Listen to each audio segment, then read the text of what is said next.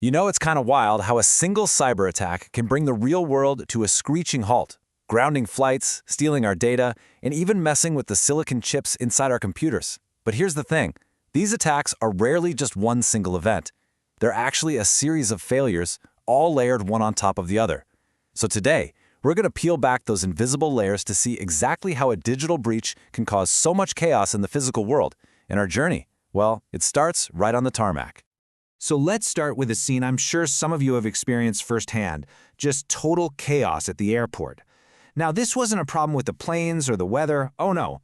This was a crisis that started with one single, invisible digital failure, but it had very, very public consequences. So that was the official statement. Pretty calm, right? But on the ground, the reality was grounded flights, massive lines, and just confusion. Major European hubs like Heathrow, Brussels, and Berlin were suddenly thrown into total disarray because their check-in and boarding systems just went dark. And the impact was immediate. I mean, in just a few hours, 29 flights were just flat-out canceled. Thousands of passengers were stranded, while staff had to go back to using pen and paper for check-ins. It was a pretty stark reminder of just how fragile our critical infrastructure has become. This whole mess really comes down to a single point of failure. So, to understand what was really happening behind the curtain, let's bring in our technical expert. What exactly went wrong here? What we saw was a classic supply chain attack. The attackers didn't hit the airports directly. Instead, they went after a supplier, Collins Aerospace, and specifically their Muse software, which a ton of airports rely on. See, by hitting just one trusted supplier, they were able to disrupt many of their customers all at once.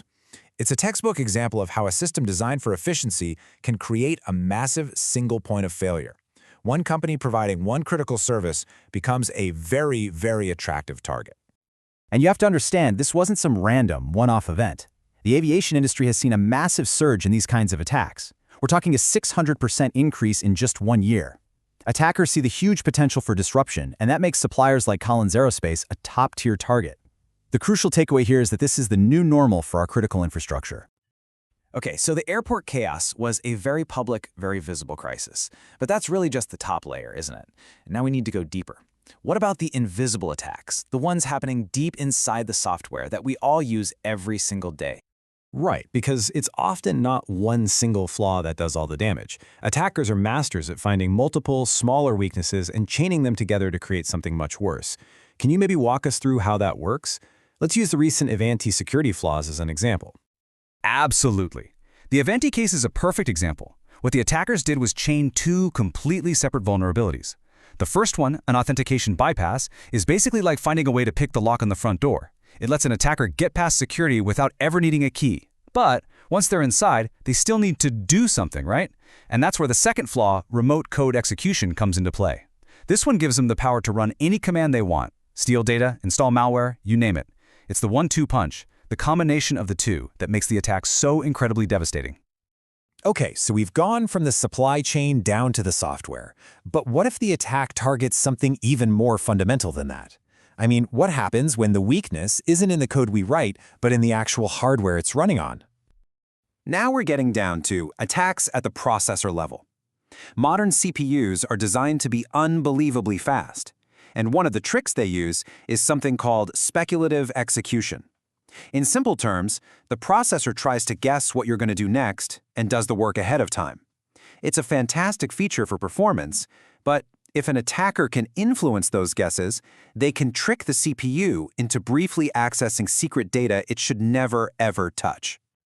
And that is exactly how this new VMScape attack works, especially in cloud environments where multiple customers are sharing the same physical server.